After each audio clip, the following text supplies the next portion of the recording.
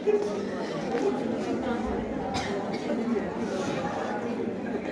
बार फिर से मां शारदे को प्रणाम, आदरणीय अध्यक्ष महोदय और सम्मानीय अतिथिगण, भावी और सभी शिक्षक गणों को प्रणाम और भावी शिक्षक गणों को नमस्कार। मेरा विषय है जागरूक मतदान राष्ट्र निर्माण।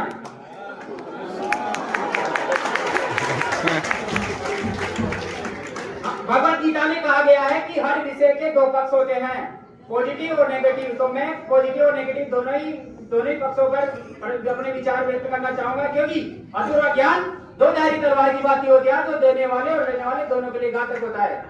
जागरूक मतदान आखिर इसकी जरूरत क्यों है?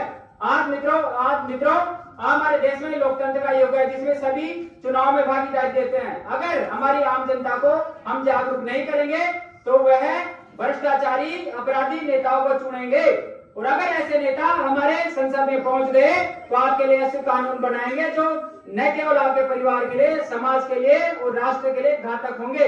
आपने एडीआर की रिपोर्ट देखी है, जिसमें आज भी लगभग 33% उम्मीदवार हमारे जो संसद में बैठते हैं वो आपराधिक पृष्ठभूमि के हैं। दूसरी बात, जो जागरूक मतदान होता है,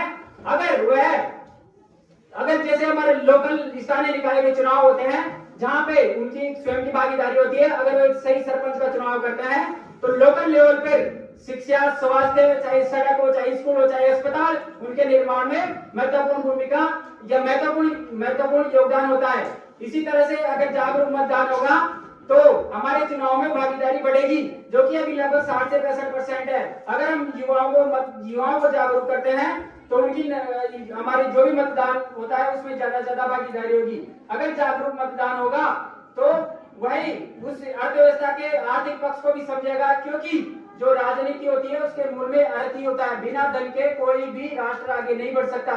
इसी तरह से अगर जागरूक मतदान होगा तो हमारे समाज में धर्म, जाति के नाम पर जो आज कलह होता है वो भी रुकेंगे।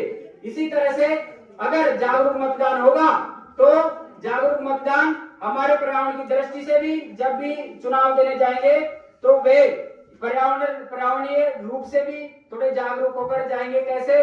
जैसे कि कई लोग होते हैं जो पुराने साधन मतदान केंद्र पर जाते तो पुराने साधनों को जुगाड़ देगा, ठटा करता हुआ धुआं छोड़ता हुआ जाता है, उससे हमारे वायु प्रदूषण बढ़ता है।